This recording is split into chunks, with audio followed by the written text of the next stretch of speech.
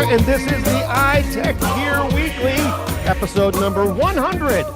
3 digits in. Recorded live Sunday, July 28th, 2024, live from iTechGear Central. As I said, I'm Christopher Spera, the editor-in-chief here at iTechGear.org, and joining us this week, all the usual suspects, kids. We have got the former contributing editor at Gear Diary and Pocket Now, and of course, editor over here, over at iTechGear.org, Mr. Chris Gavula. Well, howdy doody. How are you this week? I'm just right as rain. Well, there you go. And as I said even in the pre-show, since I haven't received my severance package yet, I'm assuming we're still here. We're still here. Here we go. 3 digits in. That's it. We're still here. Nice to be here at 100. That's nice it. to be here at 100. That's it. That's it. Of course, also with us today, the former contributing writer over Gear Diary and currently the host of the Linux Ling Tech Show and living in the Retro Arcade podcast, Brother Joe McLaughlin. How are you, sir? I am ready and willing to go, and I'm all set. Aren't you right? Are you right as rain?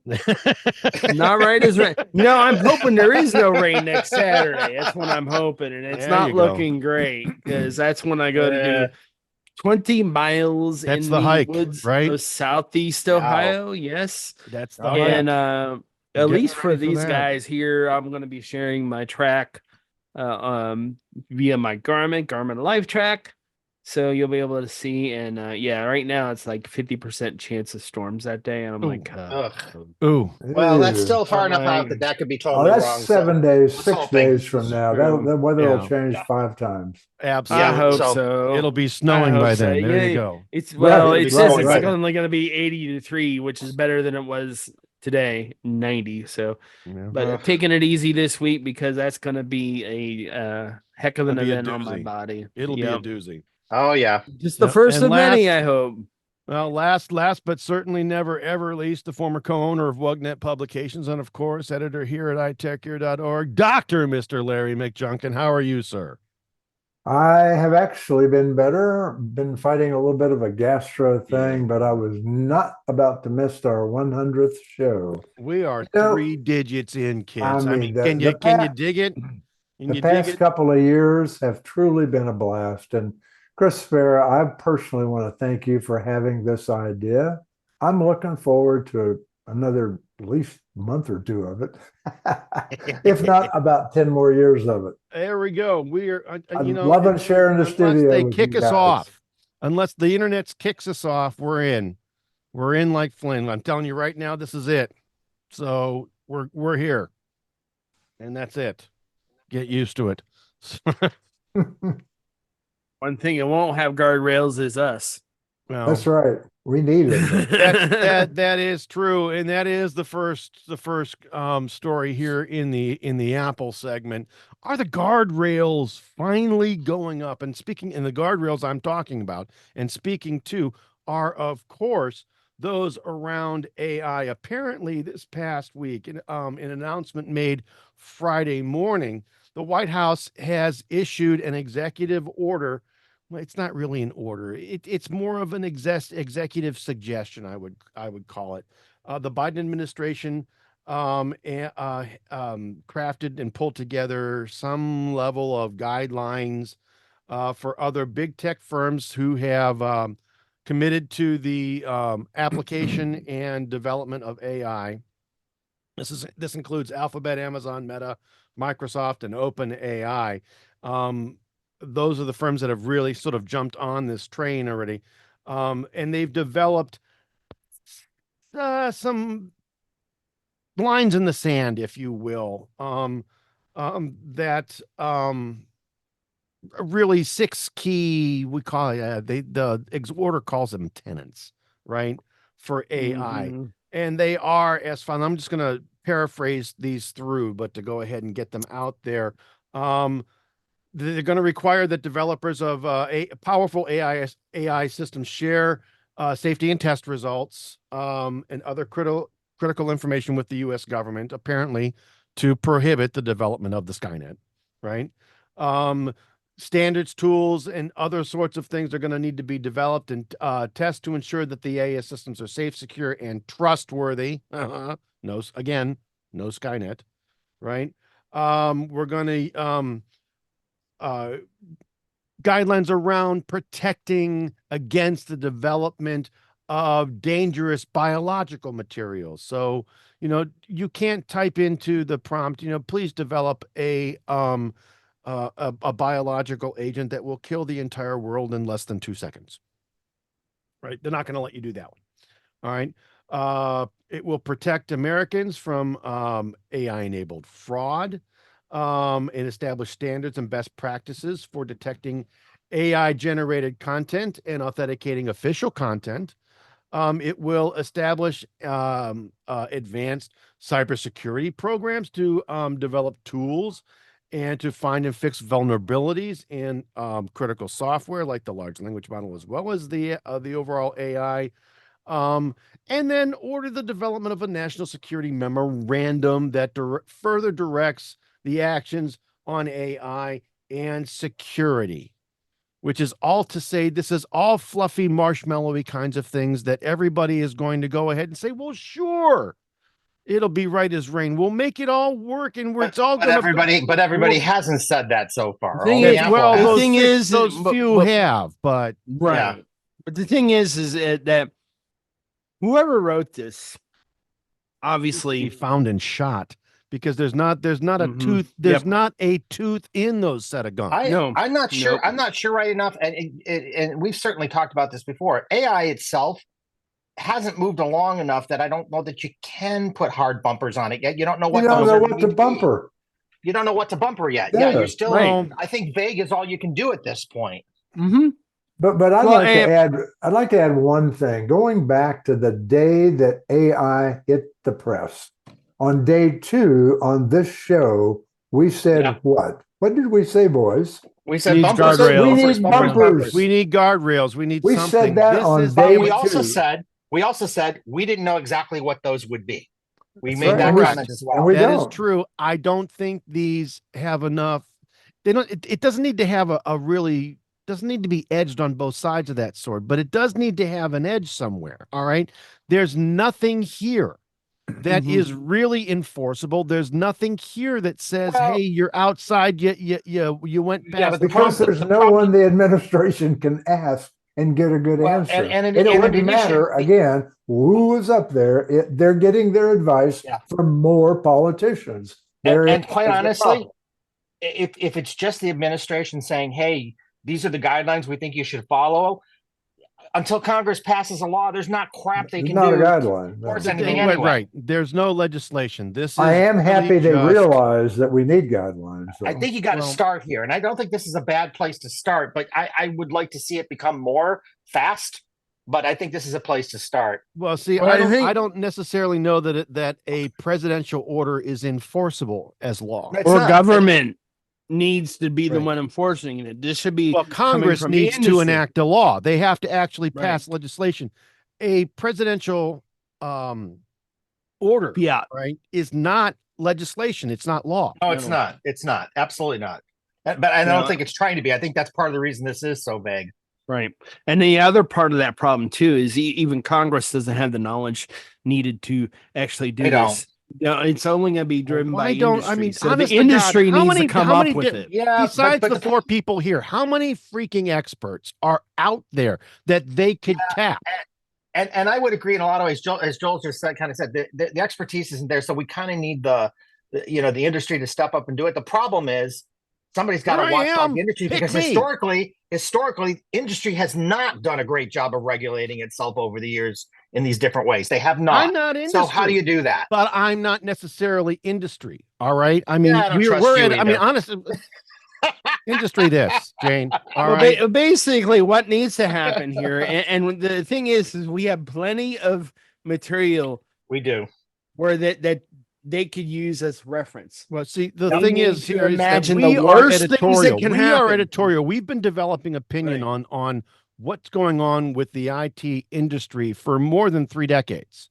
All right. True enough. You've seen that we have enough experience. We've seen the trends. We've had enough experience. We know what is possible and what is not with the current state of technology today.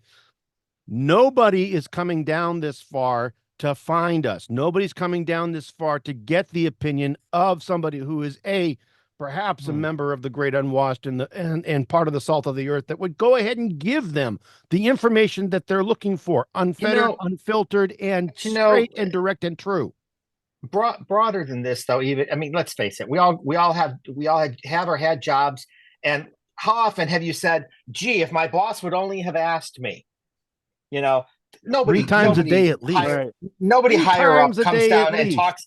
Nobody ever higher up comes and talks to the people who actually do this crap for a living and say, what should we do here? They never do that. You don't even, but why you don't not? even need They're to ask. They're paying for the opinion. They're paying for the knowledge. They're paying for the expertise. Why don't they? Right. You know, what they need, what they don't even really need to do that, because they can, like I said, they can look at a lot of the fiction that's been out. I mean, I know it's fiction, but dude, that's worst case scenario. Terminator is worst case scenario. All right. Let's go right here, right now. All right. The cell phone exists because of Star Trek. We all know this to be. Yep. I mean, this is scientific. You could argue fact. the iPad exists because of it too. You could argue. There you go. Yes. All right. Mm-hmm. Tablets, cell phones, and smartphones exist because of science. But you can go back farther than that. You can go back and say the only reason we have space travel is because of Jules Verne and his writings. Mm-hmm. You know, right. Billions of years ago, kind of thing. It's You can go back. We and go say ahead that. and we That's take that true. fantastical shit and we make real stuff. But by the same token, we need to turn around and look at what people like George Orwell said and Aldous Huxley said, and those folks had things to say on the topic as well. Big Brother is watching. You know, what do you mean? It's coming. It's been here for years. Here, I know it's here. So the thing that I think that bothers me the most about all of this is, come down this far, find the Lance Ulanoffs, find the Tom Merritts, find the Larry McJunkins, all right? Find the rest of us, all right? Find those folks, bring them in, ask them the questions. We'll give you a straightforward yes or no answer. I'm not going to politicize this shit up. I don't have, why? I don't have a political drum to beat, and I don't have the freaking time. I got shit to do. All right. Honest to God, you want a straight answer? It's right here. It's right here. All right.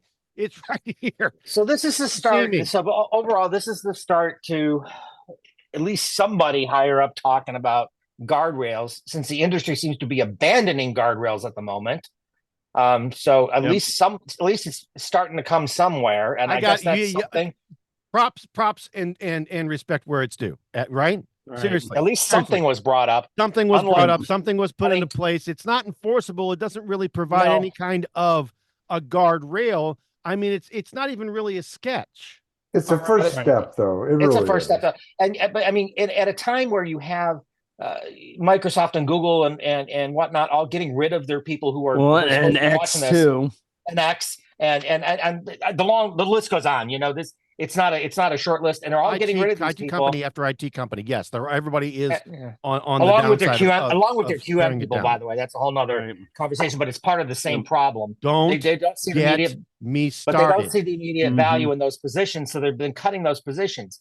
It's nice to see somebody saying, "Excuse me, we do need to talk about this," even if that's all they said. At least it's nice to see that. So props where that's concerned, anyway. Have to give you the respect where the respect is due. So that respect. Okay, that's the respect I usually get from you. So missing on this list too. There's stuff missing on the list too. It's for example, like things like privacy here. Like now, granted, this is kind of a bad comparison, but Twitter just announced in their Grok AI that they're just going to start using anything you tweeted. Which, by the way, folks, if you tweeted something, it's public data. Yep. Gotta tell you. And people were all in an uproar about that. And I'm like, wait a minute. Twitter's public data. When you tweet something, it's available to everyone. So, I mean, that's unless you block them specifically, it's available out there. Well, and even then, you don't even, if you're not signed in or if you create another account, you can still see it. So, I mean, that's the thing. It's also being used to train their AI models as well, by the way. Right. And so data privacy is missing from this list. There's none of that in there. No. And it's like, it's like, okay, so Adobe has the right to use my edits and my photos to drive their AI. They do now. They do now. Yeah, I mean, that's as it stands right. now. So data Here's- privacy is missing from this. So there's so the much stuff problems, missing from it. Though here's the Right. problems with. While I do applaud the Biden administration for taking a poke here, all right, Right. and respect where respect is due. They took a poke, all right. I think it's a foul ball, all right, and here's why. There's no way to define what is compliance. All right. Yep. There's no way to define what is and is not compliance. I mean, because you cannot define what compliance is, there's no penalties for non-compliance. All But right. they didn't say this was But a done again, deal or the end of the road. They true, really did say it was Chris, a start. Can't be penalties without legislation. Can't happen. No. I So understand you're that. looking An for the wrong- executive I think you're order. looking an for the I think they're executive just trying order to is get the not wheels legislation. going so Yeah, they can yeah. eventually get the legislation. But I think you're expecting something here that couldn't happen yet. I'm No. I'm expecting a set of guardrails. It's not. But a you need law. you'll get 'em. legislation. I think someday we'll get them. I'm expecting a set of guardrails. Okay, here's the deal. And Chris, you and I know this because back when we were in college, we went through this nonsense about Alvin Toffler wrote Third Wave, and there's this whole notion that technology comes out. It takes at least a generation or so before the socialization of that comes out. So guess what? AI hasn't, as we know, as we're talking about it today, generative AI and those kind of things, hasn't had a generation. So we're going to be a while. We're going to be in the Wild West for a while. It sucks, but that's what it is. Thank you, Will Smith. It would be nice though. It would be nice though to have an administration that would define specific guide rails. This is what you need to do. It can, it cannot, it can, it cannot. I don't think you can blame it on the Right. administration. Now, I while really don't. it's not legislation, it does define certain cans and cannots. That would give Congress an immediate way of seeing what may be considered reasonable or unreasonable, and then they can use that, both sides of that, to go ahead and craft some the only thing he legislation could have that done, makes the only sense. thing they could have done, the only thing they really could have done was direct this at Congress saying, we're asking you to do this and be more specific. That's all he could have done. You know, And and then- maybe that's what they should have done. But Well, wait a maybe minute. that's No, what they no, should have no. done. What happens then if they tell them to do something? Then the four of us are going to say, well, wait a minute. You can't tell us how to do that. That's true too.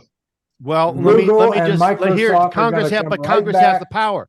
I'm not. Oh, I'm yeah, not they will. telling you what to do. I'm requesting that Congress take up an action. And in the request, here's what I'd like to see. Although don't knowing have that to do But it. the resultant action can't. No, it can't be. You can't tell Microsoft and Google what to do in this. You can only give them guidelines. Unless it's legislation. My point here, kids, is that you need a set of guidelines, and that's kind of sort of what this is trying to be. But you need a set of Not guidelines yet. that actually provides guidance. Okay. This says a whole bunch of these are just this is in fact the RoboCop directives that drove the damn thing crazy, and he went and he electrified himself and got rid of them so that he wouldn't so that he could go ahead and do his job. This is not guidelines. Give me a set of guidelines. I'm just saying. I think we're all going to agree to disagree on that one. Move on. Yeah. Thank you. You're so kind. Anyway, and speaking of agreeing, And this is why we're so much fun. This is it. This is the good stuff, folks. It doesn't get any This better is than 100 this. kids. This is what 100 looks like. Yeah. Speaking of piling on, Speaking of it, did you guys see that Spain is now investigating the Apple's App Store? I don't understand. This is what isn't Spain a part of the EU? part of the EU? About three certainly- times every decade, Spain wakes up and says something. Have you noticed that? are you talking to me? Yeah. Yeah. Yes, I'm Somebody talking to you. said my Hey, name. I'm talking to you. All right. Honestly, That's what one I of those don't. kind of conversations. They may be right. They may be wrong. All right. But I thought that Spain was already part of the European Union, which has already brought sanctions They are. against Apple for this stuff and has already directed them to make some level of correction. Are you saying that now No, that but the Spain problem can go was ahead while all that was happening, Didn't- Spain was in Madrid having a bullfight. They forgot Well, it even happened. You know? didn't we also see something come from France not too long ago? Yeah, And they tried to do something independently yeah, but along that's these lines as France. well. I mean, come on. I All mean, right. Those are the if you're same either you're part morons of the that EU or allowed you're the not, Olympic, either you're opening part of the ceremonies to EU, have all that crap on it. But but again, you're either in the EU or you're not. you're Take either a choice. in the EU or you're not. But what I want to know is the Constitution of the European Union set in such a way that individual countries can pile on or stack legislation on top of what the EU decrees. All right. And if that's the case, then fine. But then I thought it was I've why? never heard Because that. all that does though is further create a tax or a tariff on top of a tax or a tariff that already exists in that same area. So why would you allow something like that to happen? Yeah, I think they're allowed to do stuff like that if it isn't already covered under the EU charter and all that. But this should already have been, because this is already, they've already legislated this at Or the maybe EU if the situation differs in their country, if the situation perhaps. differs. Yeah, if there's something different, I can understand them being able. But there's nothing I see in this article that tells me there's anything different going on. No, here. and this is a pretty good article here that we're citing in the show Yeah. notes from Mac Rumors. That it summarizes it very, very nicely. The Commission of Markets and Competition in Spain announced that they're going to take a probe into the App Store, citing concerns that the company might be imposing unfair trading restrictions on developers who distribute their applications through the platform. Isn't that what? Well, that's exactly what we've been talking about for 4 months, boys and girls. Come on. Which the European Commission already addressed. Already Apple addressed. 1.84 billion euros. All right. Yeah, this is still underway too. Why would why wouldn't Spain wait to see how this plays out before they did their thing? But whatever. Right. I think they didn't have their hearing aid turned up. And that fine is for actions against the DMA, right? The Digital Markets Act in the European Union. So I don't understand. Yeah. And it's got to make you ask the broader question is like, if they're all going to be able to do this independently, then what's the point of the EU legislation? Why wouldn't Apple just ignore it? Why? Well, at this point, why would Apple even want to do business in Europe? Well, I would agree. They would have to ask. All right, that seriously, question. why would they? The prices would be either so high to be punitive to the consumer. All right, or they wouldn't make any money at all on any of the sales that they make. They'd be operating. They'd be a loss leader. Why would they want to do that? There's two stories about the bear. You can poke the bear and the bear will get angry, or sometimes you poke the bear and it goes away. Now, if Apple just says, well, fine, we're just leaving. Well, we've said they that might before. be sorry that they did all this. They might be sorry they poked the bear. Yes, that's right. We said that before when the UK was trying to do all their nonsense, and I think we were talking about Microsoft. We've been talking about Apple, and we said, look, just keep it up. They'll walk out of your country. They don't have to put up with this. They don't make enough from any of these countries independently to make it worth. That was that argument was about the Xbox related issue in but you know UK. how funny but they're all doing this dogpile on the big American tech companies one after another, looking for their piece. They're doing it to Google, they're doing it to Microsoft, they're doing it to Apple. They're looking for free something. They're looking for some kind of compensation from it, and they all look at the money these guys make. We should be getting it back. It's like, okay, make your own, roll your own. Right. You used to have Nokia. What happened to them? You used to have a number of things. What happened? Right. They all failed. They got bought out. Roll your own. I'm just guessing here, but if you took the revenue away from the App Store that's generated in Spain, I'm thinking that everybody in Apple would never know it happened. They wouldn't care. Not. They wouldn't care. They wouldn't even care. It's so minute. It's one little country. I just don't see it being a big thing for them. I would just walk away from it. But I mean, obviously, there's other repercussions than just walking away from it. Don't get me wrong. I don't want to. No, they're probably trying to do the right thing, but and there's this whole, Apple has a whole persona they have to maintain, right? They do. I get it. It's a PR thing as much as it's anything else. I get it, but come on, really, Spain, really? I don't know. I don't know what they think they're going to gain. Stuff like this dogpiling crap. really just annoys me. They're not going to gain anything from it. It's Really, dumb. if I were Apple, I would file suit against Spain. Well, Apple's probably got to stop laughing first. That's got to be the first step. Yeah. Yes. So anyway, so I'm all right. So I'm going to go ahead and I'm going to move us forward. I'm going to get us into our mobile Linux segment where the bulk of our stories are for today. We have a lot, which is unusual for us. It is true, again, but over the last few shows, 100 is special, kids. 100 is special. We're telling you this. Oh yes. Here we go. Mm-hmm.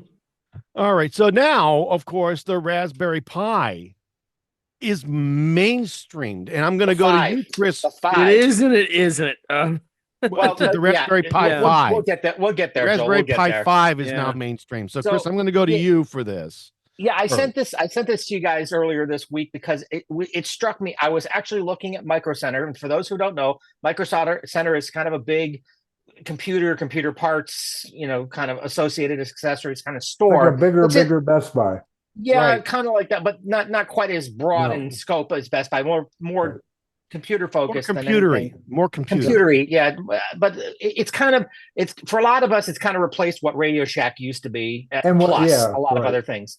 So anyway, for those of you who don't have one or don't know one, sorry, they are in a lot of major cities here in the U.S. anyway. But the point is, but they are online. The store is online. And I was looking for some things on there, and I came across the fact that they were advertising the Raspberry Pi 5 in a kit that includes a keyboard and a mouse, some other kind of things like that. And I thought, crap, if this is done in a kit at Micro Center of all places, this thing has finally hit mainstream. It really is a hobbyist thing, and Micro Center does do some hobbyist things. I don't want to imply that they don't. But the thing that was interesting is to see this whole thing in a kit, not at some obscure, website that we had to go to get it, but literally at what we would consider a mainstream kind of box store. And it's like, oh, that's interesting. Okay, this is now the same pictures on Amazon right now too. Is it really? There you go. So I'm glad to see it. I'm really glad to see it. But it's interesting, these things that you used to piecemeal yourself together, they'll just throw it in a box for. Not that we couldn't do that and get that online from play. We were waiting for the 5. The 5. And they charge a little bit more. I mean, Joel and I would never build one like this, but for a newbie, Joel, it's a good idea. No, actually, no. Their price point isn't that bad. No, prior to this kit being introduced, I actually bought everything that's in the kit separately.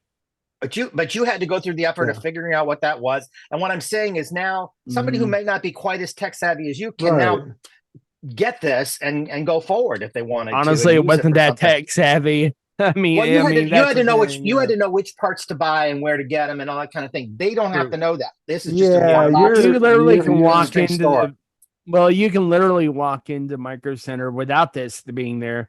And you can pick up this keyboard, you can pick up this mouse, you can pick up that case. Well, maybe. But these newbies don't know that, though. They don't know that, and this means they don't have to know that. I guarantee you, in that section, there will be somebody who knows what to do. That's absolutely true. That's the thing.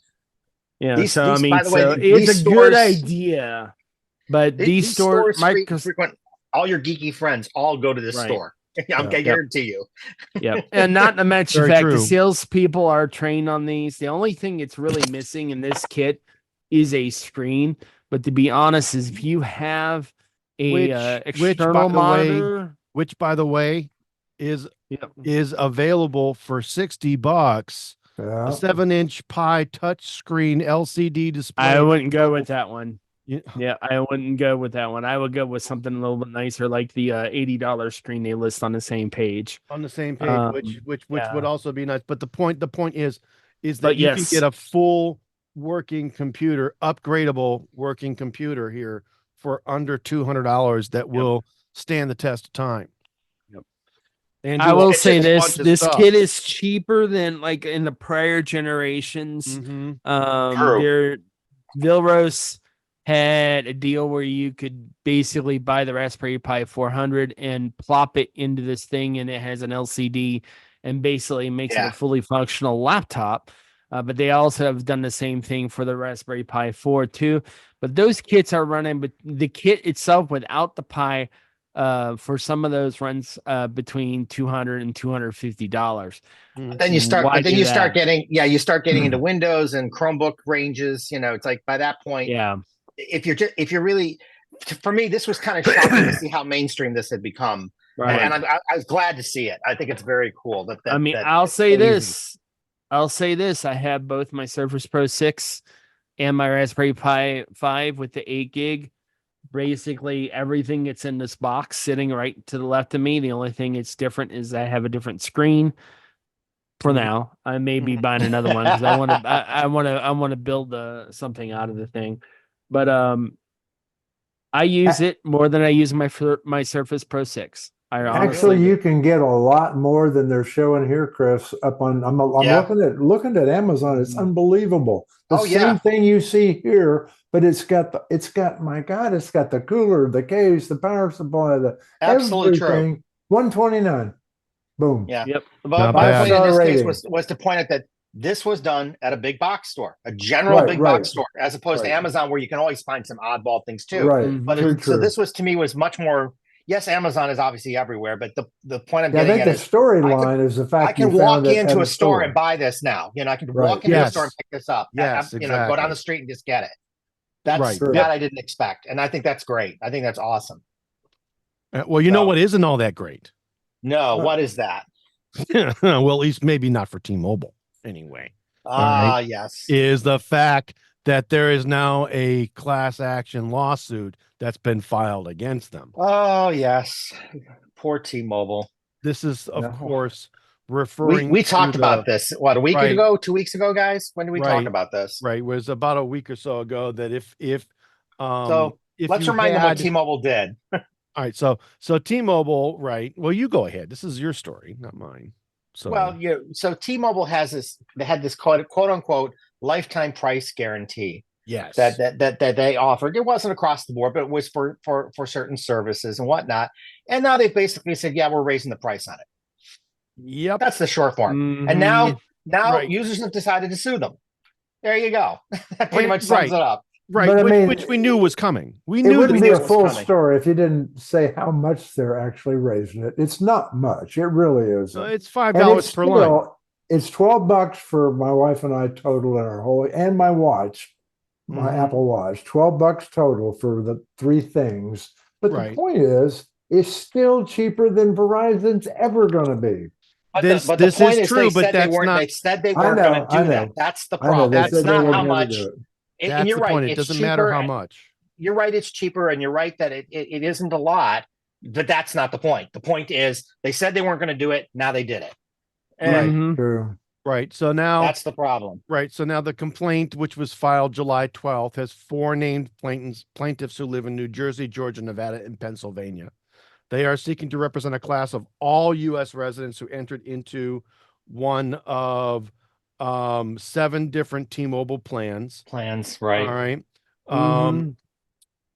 Which included the promised lifetime price guarantee, but had their prices increased without their consent and in violation of the promise that T-Mobile made and relied upon by plaintiffs and the proposed class. The complainants seek a restitution of all amounts obtained by T-Mobile as a result of the violation plus interest, and it also seeks statutory and punitive damages. So, Larry, there's a chance you're going to get your $12 back. I'm happy. But... All right. All right. And then Nice. another check for $4.27. All right.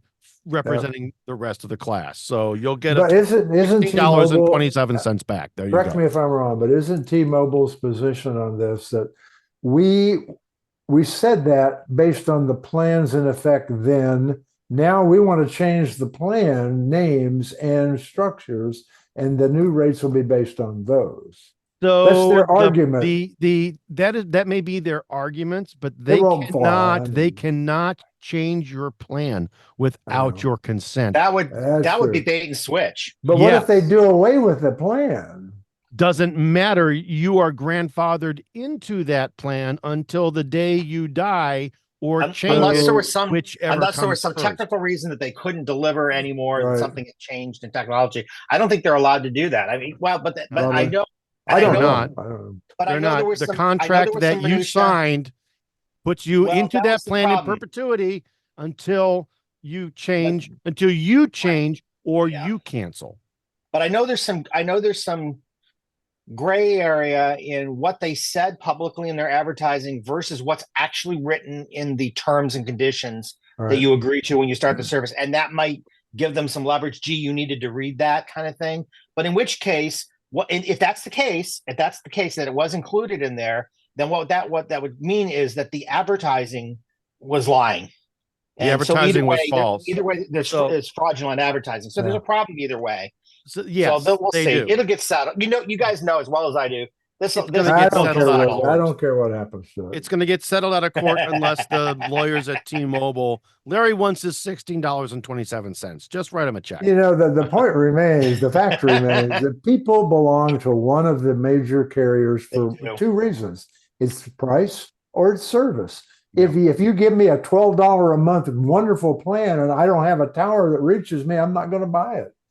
If you give me one that costs $200 a month and it's the only one I can get, that's where I am. True. And I know people that are in exactly that situation, Larry, where they. I mean, some of us are right here. Yeah. Well, some of us were with. I mean, that's the way T-Mobile used to be, right? They used to be the state of this particular carrier for years and years and years before the Spectrum auctions went up and they bought a whole bunch of Spectrums and bandwidth and whatnot. So they've done actually a decent deal. And Larry, you are right that even if they do raise you your $12 a month, the 10, $5 for each line plus the $2 for your watch, it's still a heck of a lot cheaper than and I still get 850 megabits downlink on my phone in my driveway. Right. Yeah.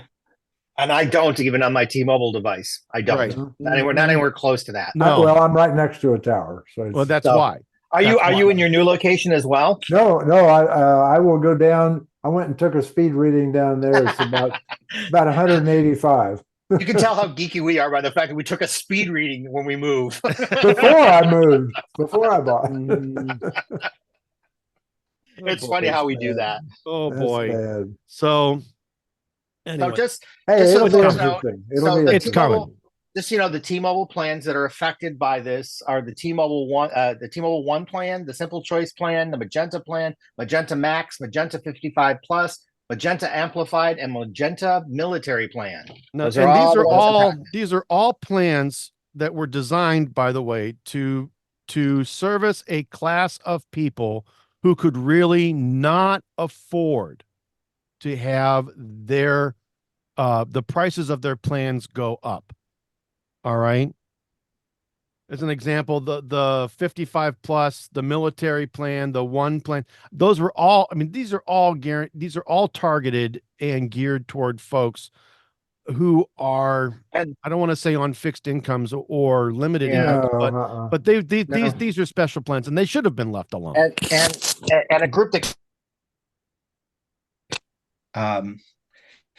came out of the BBB basically had said T-Mobile was acting kind of misleading in a misleading way.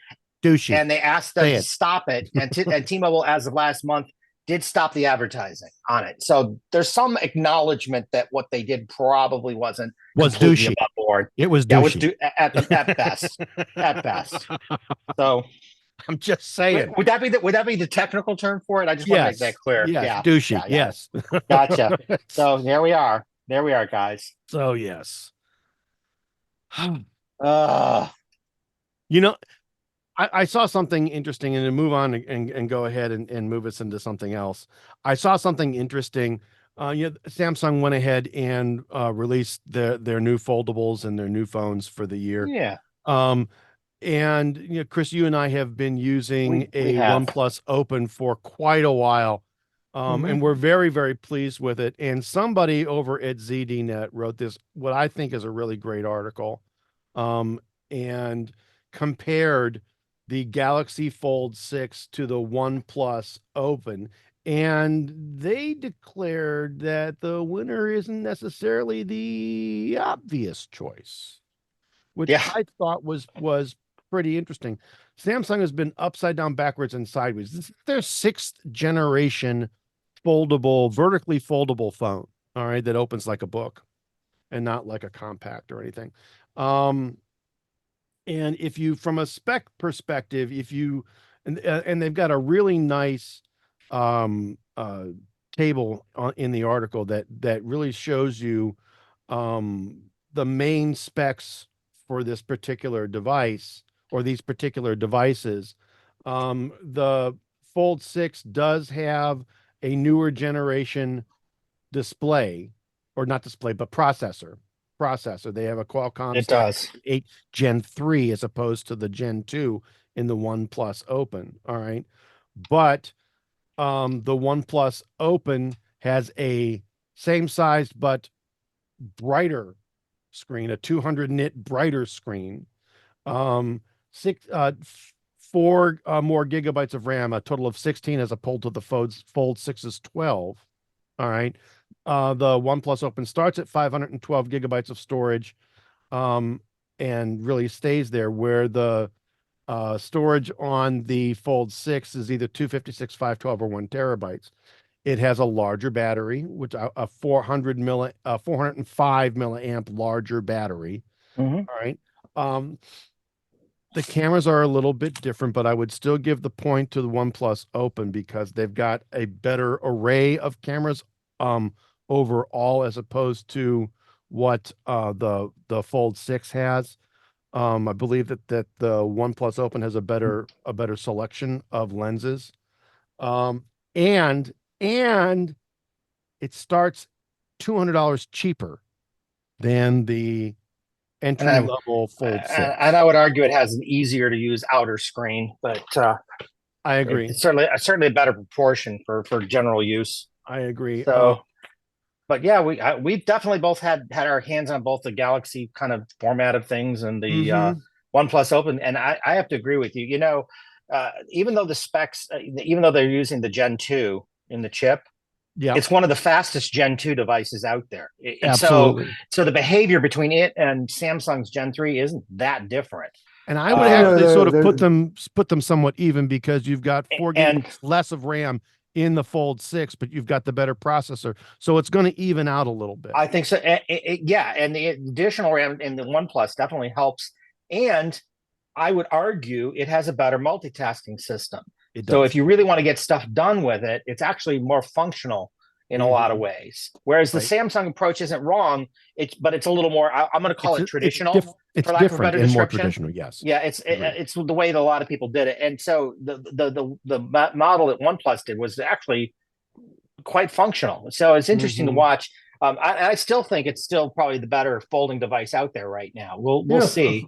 Looking at this with a different set of eyes, because I don't use the device, either one of them, but I have listened to the two of you talk a lot about them. I would still say the problem lies in marketing dollars, Samsung's versus whoever owns OnePlus. If you got Billy Joe Bob out there who doesn't know the difference between a one fold this or a one fold that, he's going to listen to Samsung, and he's going to put his money where Samsung is, and he's probably going to get the wrong device. Well, because that's whose advertising he can see. That's whose advertising he sees. Yeah, he doesn't see. Well, not to mention the fact, it's not like you're going to walk into T-Mobile, AT&T, or Verizon and be able to pick up a One Plus One. Yep. And I mean, it's America, just not there. They're going to push Samsung because they're getting paid to push Samsung. Yeah, outside of America, that's not a big deal. But inside America, your carrier is who tends to drive your devices more than not, unless you're a tech guy like us and you buy your stuff, untethered to a carrier to begin with. Yeah, that's a different animal. But it is a good device. It's a great device. The OnePlus is. And hopefully, I'm curious because they'll be coming out with a second generation probably in the not too distant future. It'd be interesting to see where they go with it. They've done some interesting things so far. And but the other piece I think that people mentioned that you have to be careful of with stuff like this is that Samsung certainly has a bigger support network, at least here in the United States. So if you have something go wrong, it's easier to get it serviced than it is the OnePlus. Very true. If you remember, I had some problems with mine. I don't want to minimize that for folks, of course. No, I had some problems with mine, and it was absolutely a hellacious experience But getting I've it. been very lucky. I've had like zero problems with mine. So, Well, along the same line, I was just reading actually the other day, 92% of all cell phones sold in America are sold in a brick and mortar building owned by a carrier. They're not sold at the Apple store. They're sold at Best Buy or VZW. It's funny because I bought 92%. in the last 5 years. I bought one device at the carrier, and I felt I got so screwed out of the deal at the end of it when I realized what they did and the fees that they tacked onto it that you didn't really realize until you started getting your bill. True. I said, I'm never doing that again. So I don't think people 22 years ago, my first one or two I did buy.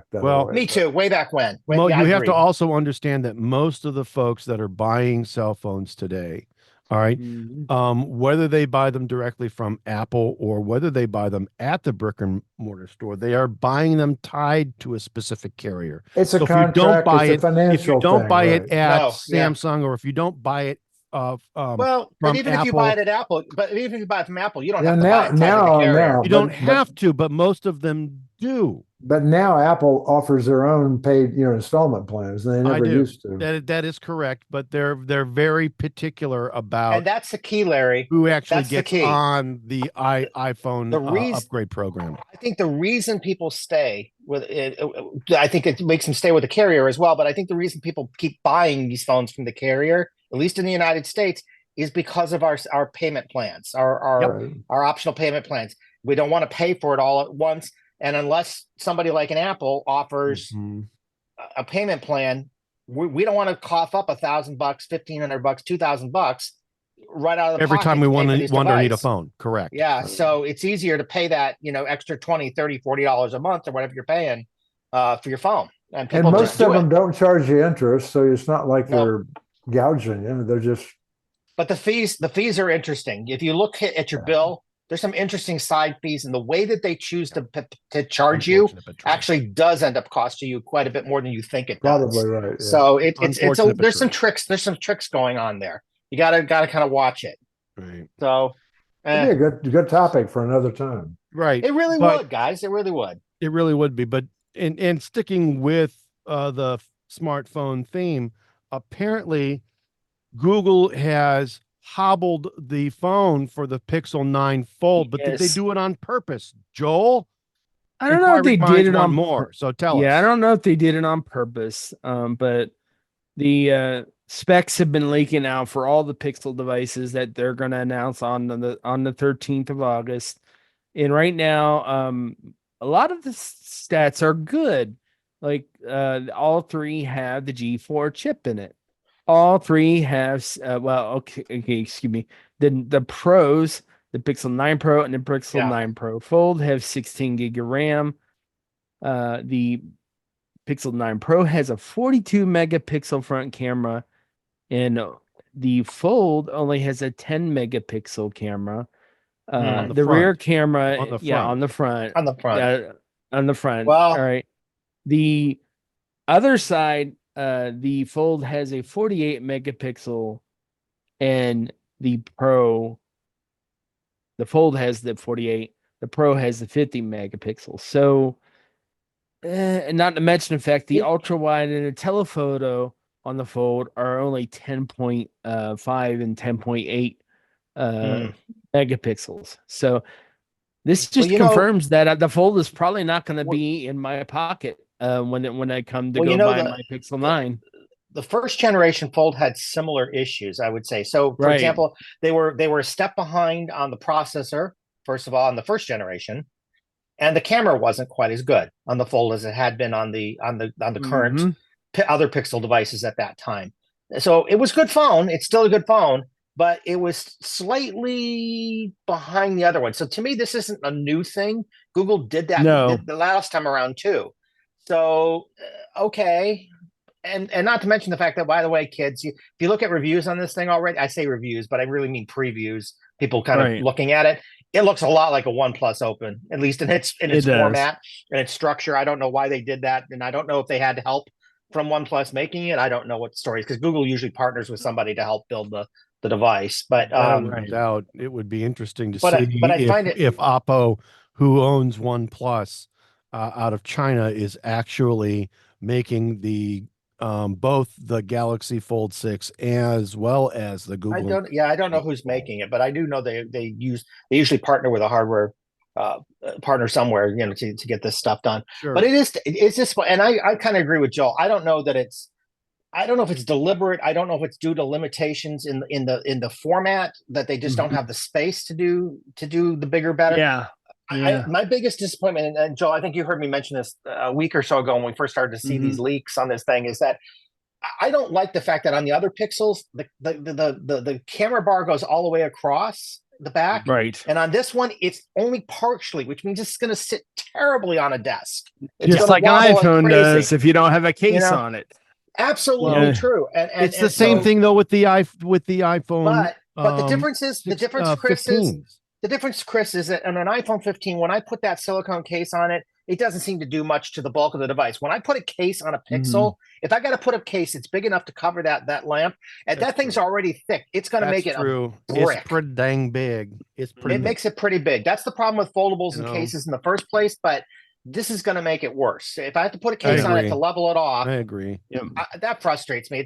To me, that's not a great, and it doesn't stay with the design language of the Pixels. And I didn't quite understand that, but okay. Well, it is sort of yes and sort of it no. doesn't. No, it doesn't. Yeah, pictures, I mean, it's design language if you will, with the bunny ears, right?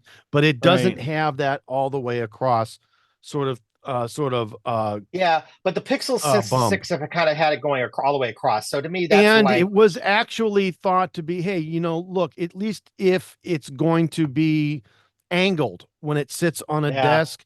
It is at a steady and firm angle, and it doesn't necessarily wobble to one side. Exactly. So this is disappointing. We'll see, but you know what? We're going to have to see what it really looks like when it really comes out. We only got a few weeks.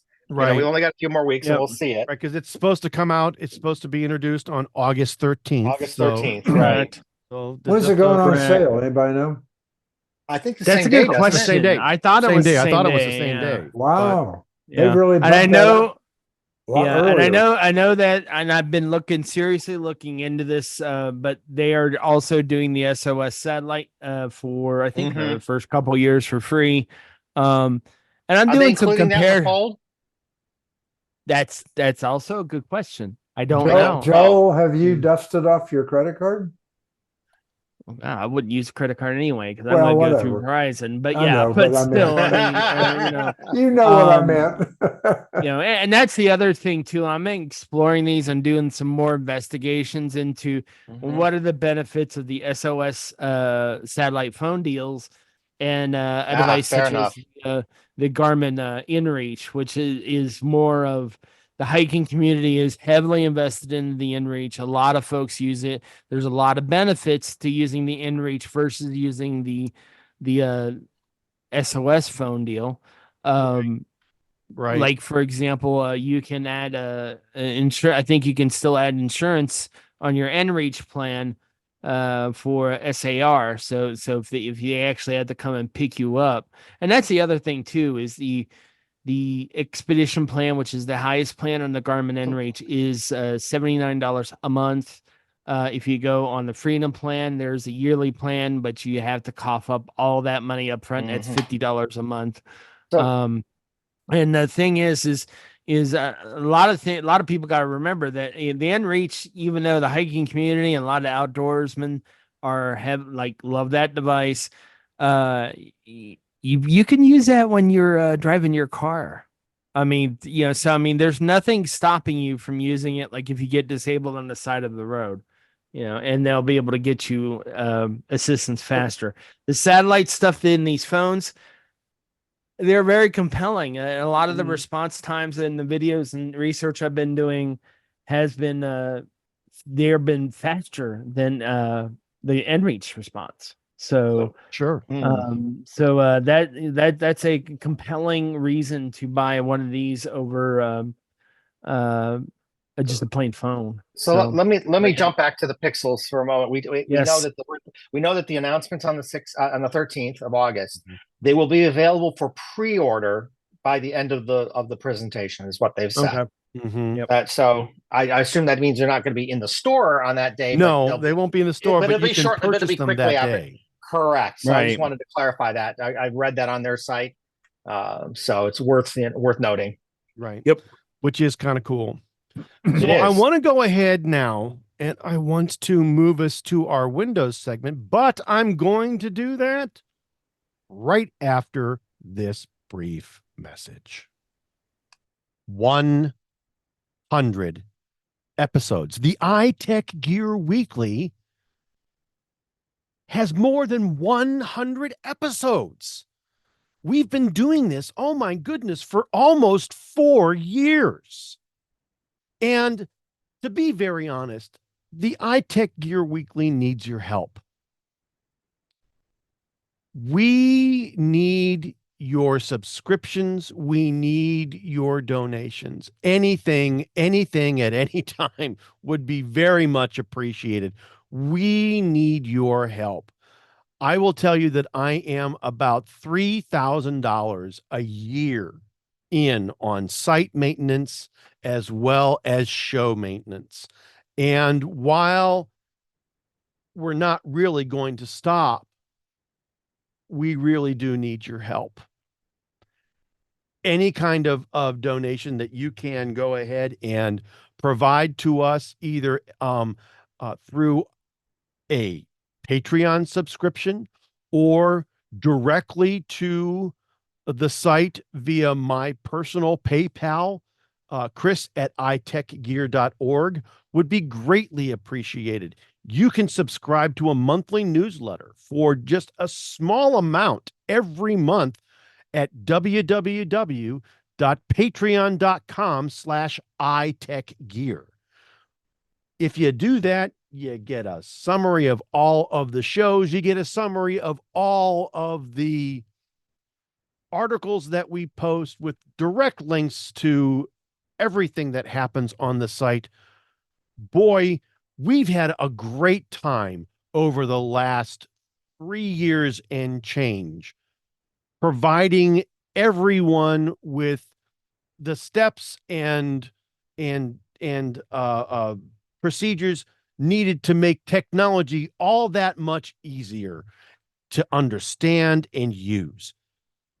Boy, again, we could use your help in making it easier to provide those wonderful things that we do, that voodoo that we do so well, to you on a daily and weekly basis. So please, if you have the time, smash that subscribe button on the podcast. If you have the time and you have the inkling, go to our Patreon site, www.patreon.com/iTechGear. Subscribe to our newsletter. Provide us with a small donation. One time, monthly, doesn't matter. We'll go ahead and continue to provide you with that knowledge and insight that all four of us have every week. I want to say thank you to you, even if you don't donate, even if you don't subscribe. I still want to thank you for the opportunity to come to you every week, because we sure do have a great time doing the show. So from all of us here at the iTechGear Weekly and from iTechGear.org, we thank you, we love you, and we'll see you soon. And welcome back to the iTechGear Weekly, episode number 100, 3 digits in. And I want to move us, as I said, to our Windows segment. And I want to start that off with a really sort of a pair of interesting articles here about the comparisons between what's going on with the Windows ARM platform and with the Mac M series or ARM platform. The MacBook Air versus the Surface 7 laptop. Larry, what's going on with this? You found a pretty cool article. I did. I think probably everybody should read an article of this ilk before they buy either one of these, because they might be surprised. I mean, the Surface Laptop 7 looks, when you look at the specs, there's a lot of good stuff going on.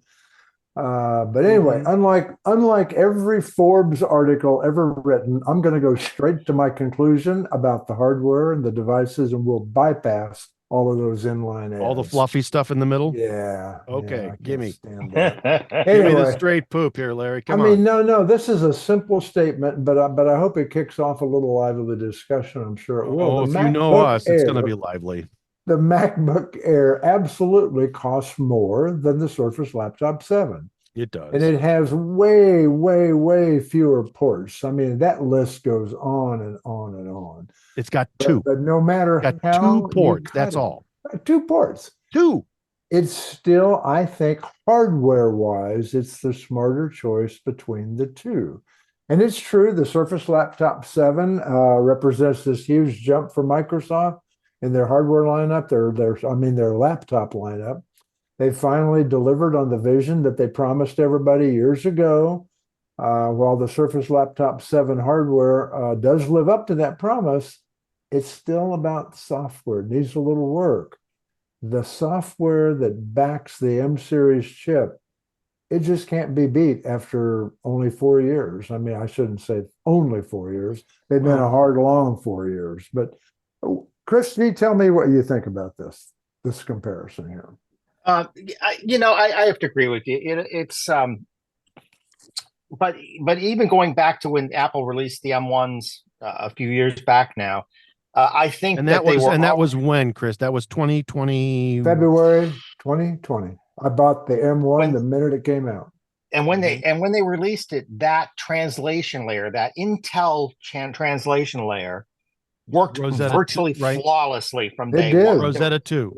There was very little question about, this will work, but that won't. Very few things did not work. I mean, very few things did not work correctly. That hasn't been true with Windows for ARM. And you guys know I'm an advocate for Windows for ARM. So is Chris Spera. We're both big fans of it. I want to see it succeed. I really do. And I think there's a lot of reasons from a pure hardware perspective. I'd like to see it succeed. And I think it's the way that stuff needs to go. But Microsoft's commitment to it has been similar to Microsoft's commitment to things in the past. They're kind of throwing things at the wall, seeing what sticks, and they don't put a lot of energy or effort into it until it catches on.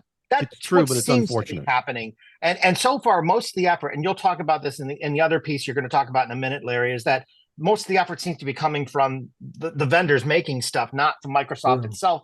Per se, got to separate the conversation of the OS from the conversation about the hardware that's coming out. I think the ARM hardware is great, and really, really well done, and it's the right model, it's the right approach.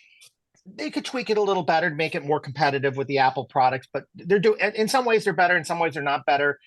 When you look at it, depends on what your product you're comparing to what product. But the point I'm getting at is that Windows for ARM, having been involved with it for quite a few years now, and Chris and I, you and I both have used devices for a very long time that were ARM based from Windows, from Microsoft, and it's an interesting. I mean, the bear dances, kids. I mean, it really does, and it does a little bit more than dance. I mean, let's get down to brass tacks. It's more than dance. Let me finish the point here, because what I'm getting at is that it's been doing that for a long time now. They keep adding improvements to it. They have definitely improved it from the way it was. They being whom?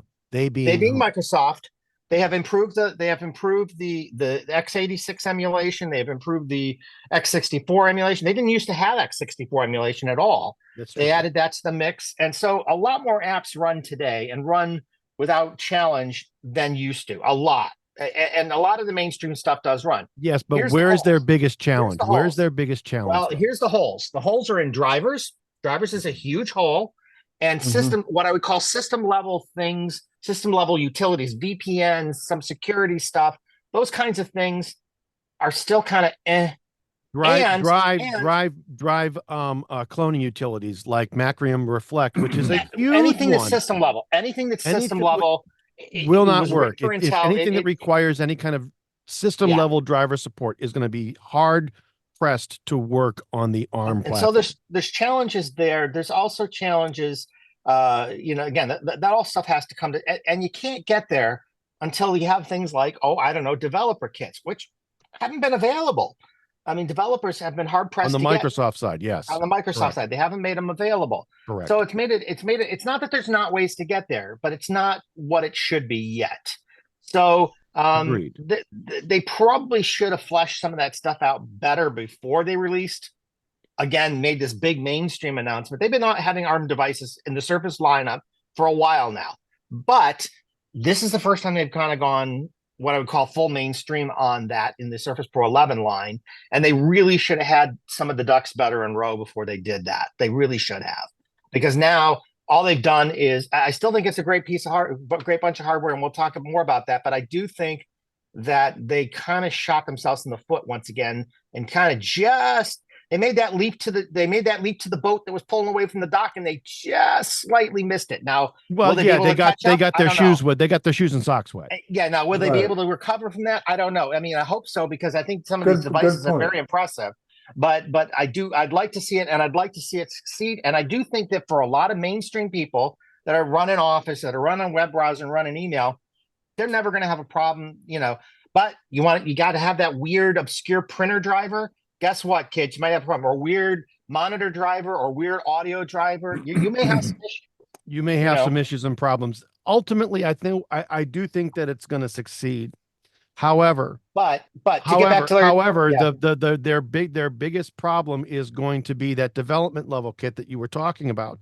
Well, they're in their own. They're shooting themselves in their own foot. If Microsoft does not come out with a way for developers to take their bigger apps, their bigger selling apps, and easily convert them, or find a way of porting or whatever from the Intel platform to the ARM platform, you're going to lose a lot of apps, or you're always going to have a translation layer, which is going to slow down your performance. And I will tell you, and affect your battery life. If you have a couple like apps that run in the background that are Intel based as opposed to ARM based, it will slow your machine down. There's no question it'll do that. You'll notice that. The number of Intel based apps that you run on your ARM machine concurrently, all right, will also slow your machine down. That's my point. The more that's going on, the more your machine will slow down, because it has to translate them, and it's not the most efficient process, but it works. Not. Again, as I always say, it does work, and it works pretty well for most generic kind of users. They're gonna love it. They're gonna think it's great. It does work, but there's challenges. And to get back to Larry's original kind of question, I do think that when you do put them side by side, still the MacBook Air tends to be a better value. I mean, even though it's a slightly higher price product, even though it's a higher price point, I agree. Features software that you're going to run, and compatibilities and all those things.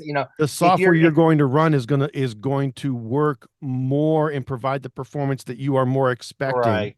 All right. Even with an Intel based emulation layer. Which again, I want to give props. It's way better than it was even a couple years ago. Oh my god, it's amazingly good compared to what it was. But it's not perfect. Only is it completely transparent, but it's very difficult. It's very difficult. You can, if you really sit there and study renders and the speed of renders of, say, graphic images or processing. But it doesn't support. But it doesn't support system file driver kind of things. That's the big missing part of it. I'm talking on the Mac side. It's almost on the Mac side, it's virtually flawless. You're going to be able to discern some level of difference, but it's going to be so minuscule that it's not going to matter. On the Windows side of things, it's a little different story. Right? I tell people this, and I've done this before. So when Apple went over to the M1s, eventually we got things like Parallels and VMware to sort of support the ARM processors, kind of, that were in them. When Parallels did that, one of the first things I tried was to run Windows for ARM, because you couldn't run Windows for Intel. You had to run Windows for ARM as a VM on the Mac. And I compared it to a Surface Pro X that I had at the time. Guess which was faster? My MacBook running it in a window on a Mac, running Windows, was running Windows faster than my Windows ARM-based device. Either timed or executed at the same time. That tells me that that the ARM handling on Mac was way better at that much point. more efficient. Certainly. On the Windows side of things, the Intel handling, the Intel translation layer, I mean, I got to the point where at one point I had a whole bunch of software, most of it I would say probably 20% ARM, 80% Intel. It had gotten to be so slow, it was noticeably dragging, and I'm like, I got to get this out of here, and I'm not pulling everything back. I'm going to set it up as new. All right. Oh, and gotcha. I watched it get slower and slower and slower As you added Intel, as I added apps, other things on. And I've avoided a lot of that, and I would say you have. It runs pretty well for me. I mean, it really does. Gets the job. It gets the job done. All right. Well, and the thing I like about it, I want to make sure we're clear. One of the things that are really, really important about it, or that are really good about them, is that they're very efficient. They run a very long time, and the ones we have, at least, the ARM machines. The ARM machines are very efficient. They run for a long time. So you can carry it with you, and it runs for a really long time. It's a very nice portable device. As far as that's really concerned. Nice. It is really nice. So there are reasons you'd want to go there, even with some of the challenges, but there's reasons to avoid it as well. And make, as Larry said at the beginning of this thing, read guys, read stuff. Make sure you have some clue what you're looking at before you pick one of these devices, either a Mac or an ARM-based Windows. Read, True. you know, very true. So, and what's really kind of interesting now, though, from a hardware perspective, if your choice is going to be Windows on ARM, and there's some really cool stuff that's out there, isn't there, Larry? There is, and I think Lenovo and a couple of other manufacturers are stepping up their game. I think personally, they're trying to force the development of more and better ARM software just by the fact they're making a better ARM laptop. And I took a look at this thing through Zach's article, and granted, I wasn't able to get a hands-on spin like he did, but he did a really good job, and I could follow him through that. And I'm going to tell you, Zach has been an ARM advocate for quite a few years now, and really been a cheerleader for Windows on ARM. I mean, I felt Zach Bodie over at Windows Central. I was vicariously playing with that Mac. It was good, but just to illustrate how good, at least I thought it was, I'm primarily, as you know, a Mac guy, but I have to say this machine would almost make me switch daily drivers. So many of the new Windows on ARM laptops, I think, as I said, have upped their game. The bigger point I think to make is that even though this is true, we're still behind the 8 ball with Windows on ARM software. It's not necessarily the fault of the hardware folks. They're trying to innovate. Oh, no, that's true. They are trying hard to innovate, but they can't get it done. That's a hard train to move.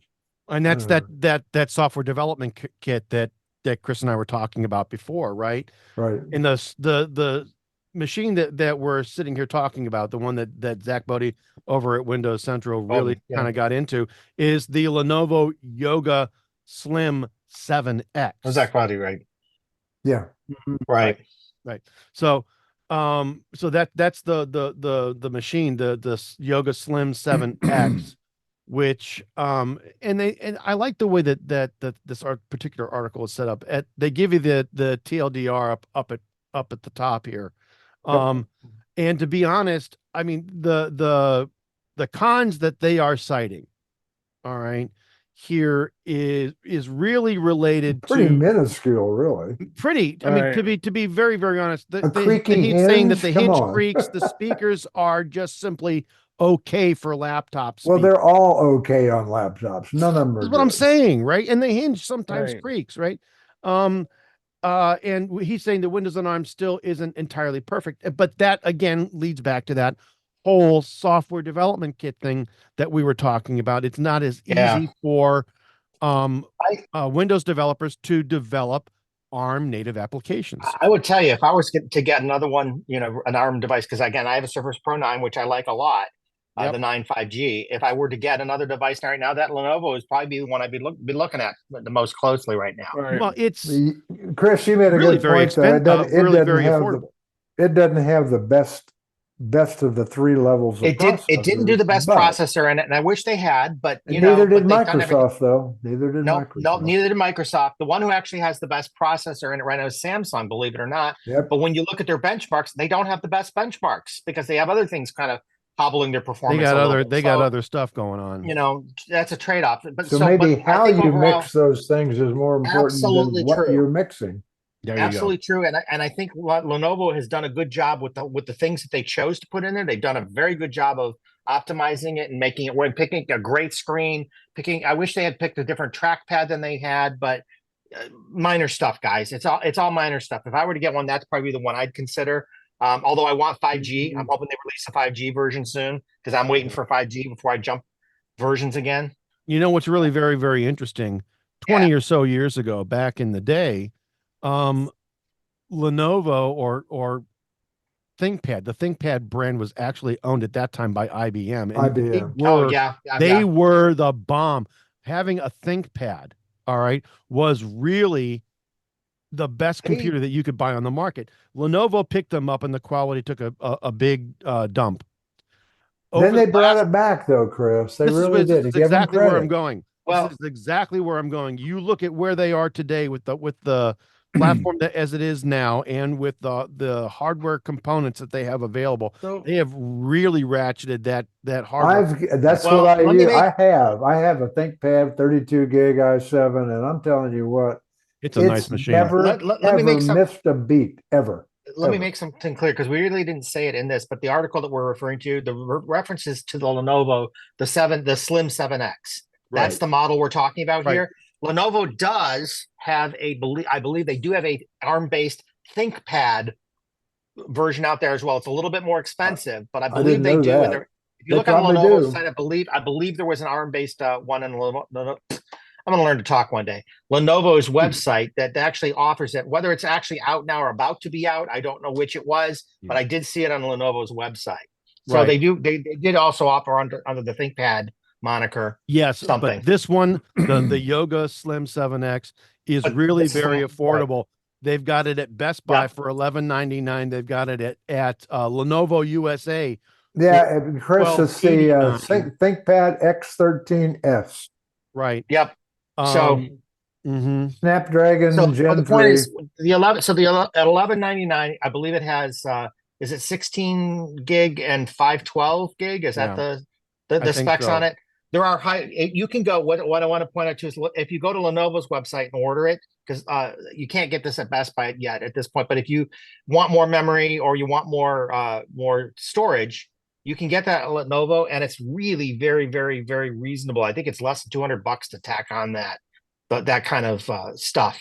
So it's very reasonable compared to a lot of their competitors. More RAM, more storage. So nice. Lenovo's done a very nice job, especially at the price point. It's compelling, but like for example, some of the packages that I use in Creative Cloud, there's not an ARM native right yet, but there will be. Like the main one is there is Lightroom, but as Larry pointed out, if some of this compelling hardware helps force app developers to do their thing, I'm all for it. Yes, and I do think that it will. Joel, does the Adobe do anything that'll support ARM? Anything at all? I believe that yes. I thought that their main downloader. I thought it was their main Windows ARM. I mean, obviously. Yeah. Windows ARM. Yeah. I know on the Mac, for example, they are. They've Right. I thought Creative Cloud in and of itself was a native ARM available. The app, I know that the Creative Cloud app, yes, but the not Creative Cloud app. I believe is native ARM. I thought that Premiere is not. There we go. Adobe Acrobat. I thought Acrobat was a native ARM. It is. App. I thought that both Lightroom and Photoshop were native ARM. Here we apps. go. But if you're using any of the other Creative Suite, Premiere is not. I believe that you're going to have issues with compatibility at that point. All right.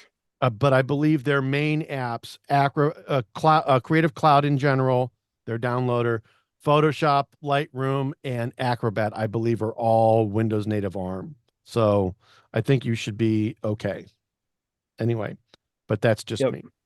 So, what's really kind of interesting overall, with stuff that's going on with Microsoft is after this CrowdStrike issue, which, by the way, for some companies, including the one that I'm currently working with, we're still dealing with some fallout.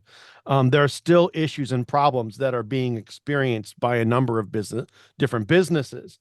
And according to an article over at 9 to 5 Mac, Microsoft is planning to make their Windows security more Mac-like. What's going on with that, Chris? Well, it's interesting that they're saying what they're saying. What are they saying, Chris? They're saying we should be more like a Mac. They should be more like a Mac. They're talking about things like the way that they sandbox apps or don't, and things that are allowed into the low layers and things like that. They want to do something more like Mac. Mac has a thing. If you try to install an app on a Mac and it doesn't come against their list, they warn you ahead of time saying, "Hey, this may be a security problem. Do you sure you want to do it?" They want to do stuff like that. Is where they want to head toward. Given their history, I'm not sure how successful they'll be getting there, but they pay a lot of lip service to things and they don't always come through on it. That's why I'm hoping they do. But the point is, the thing that's important to note here, because this happened on the Mac as well, people don't talk about this as much, but when Apple shifted and started to do that whole the different security methods, it broke stuff. It broke a lot of stuff. Well, of course. And so it's important to note that if they do this on Windows, the scope of breakage will probably be bigger. So it'll be interesting to see if they're willing to work through that layer, or if they'll back down. I don't know which. Yep. So, but yeah, also were also other reports here. Now, granted, it wasn't the exact same CrowdStrike issue with Falcon, but even Linux was affected by some issues with CrowdStrike, which means that Mac isn't necessarily 100% in the clear for this kind of a thing either. Not this particular one, but yes. Yeah, and I was going to say, for this one, I didn't read nothing about Unix. Nothing. And my understanding of the one on Linux was they've actually had this problem for quite a long while. The one they had on kernel Linux. Panics. They're having kernel panics. Well, that's exactly what a BSO. Well, and it's exactly what a BSOD is essentially. Well, it is. There's been kernel panics that have been experienced with CrowdStrike, I believe, since June. All right. Yeah, they've been having issues and problems with things that they are building into their the kernel that they install and replace on all of the subscribed Windows machines. It's a different kernel. It's effectively a different product. All right. Right. It's a CrowdStrike product now and not a Microsoft product. Correct. Right.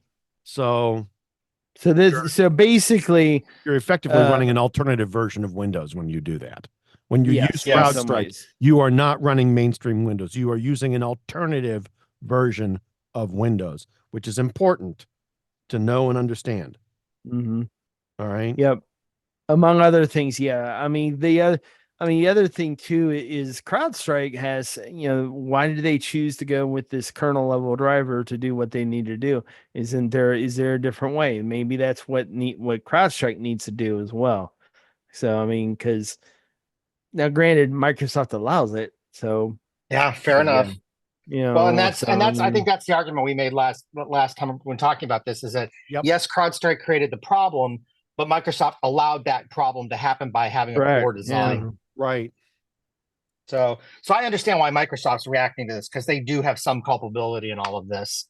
So it's nice. It's interesting to see them respond, but I have a feeling it's kind of knee jerk. We'll see if it really carries through. And we'll see if they carry through with anything. I have no idea if they will, or if it'll come out to anything. Gonna be interesting.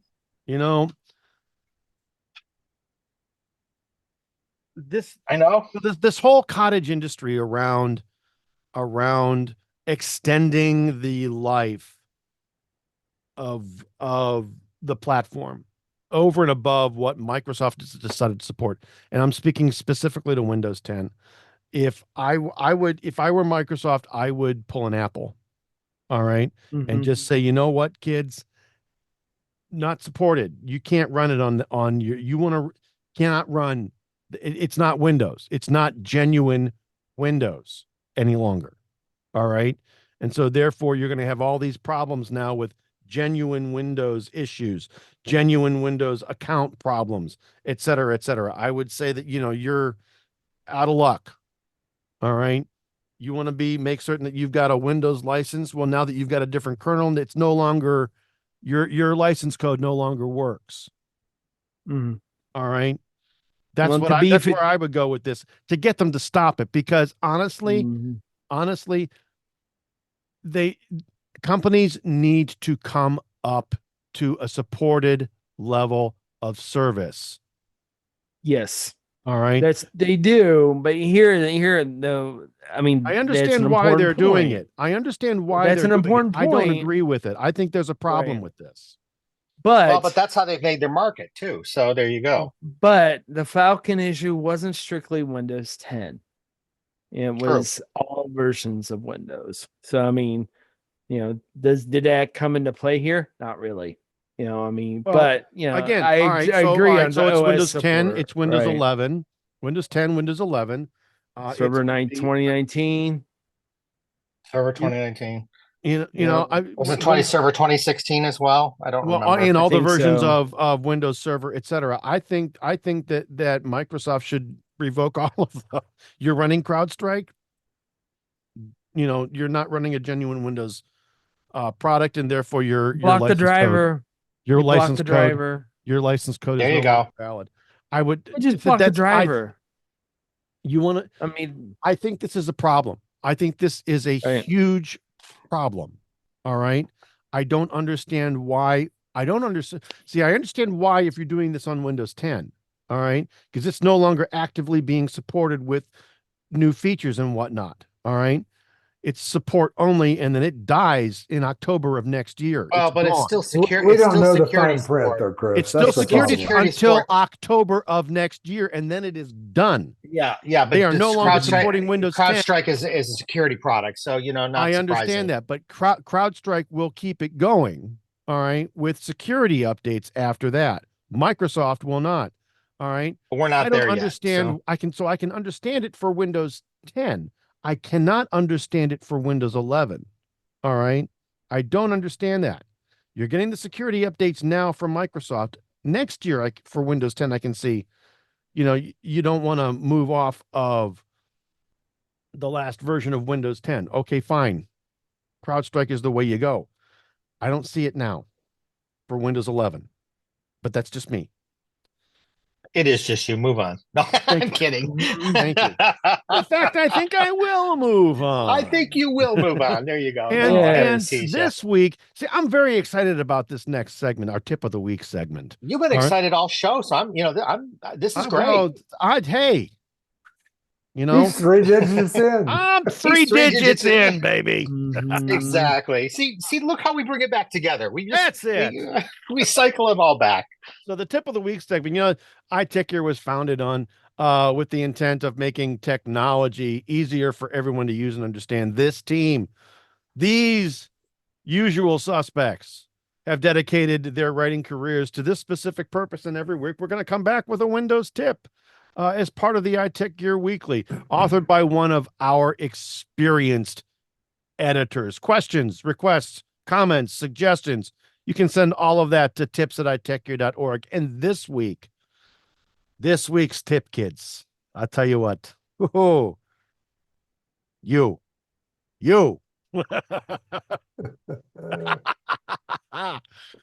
If I could just reach through the Zoom. I know.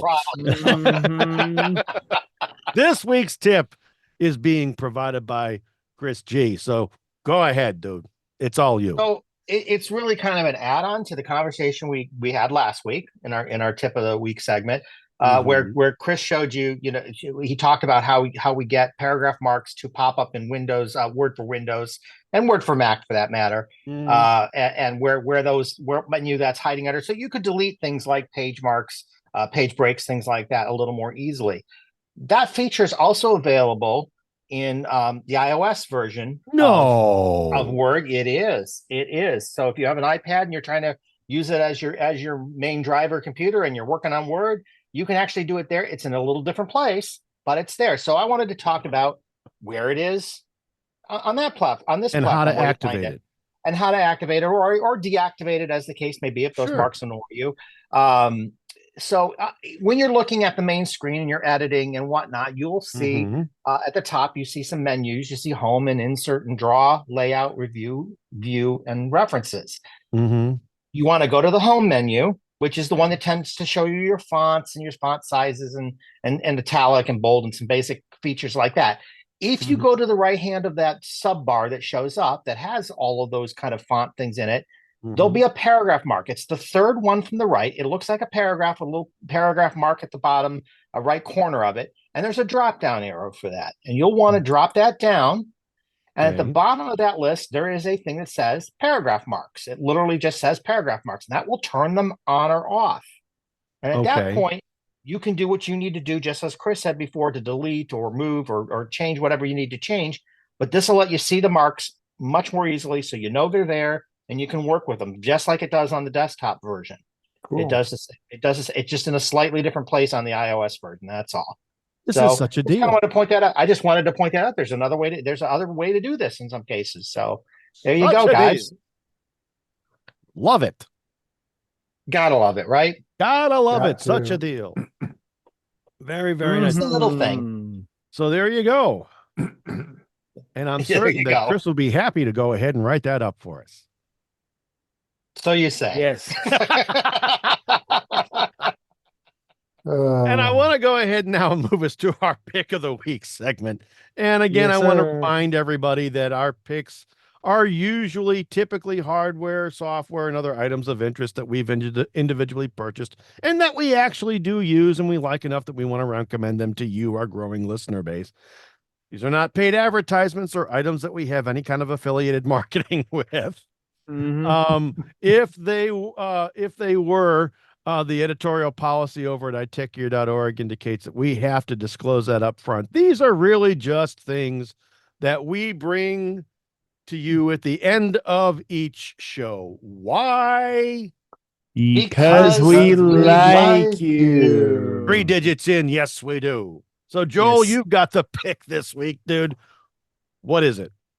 All right. Now, this is one of our cheaper picks of the week. One of the things I always struggle with, especially on my MacBook and my iPad, is keeping the schmutz off my screen.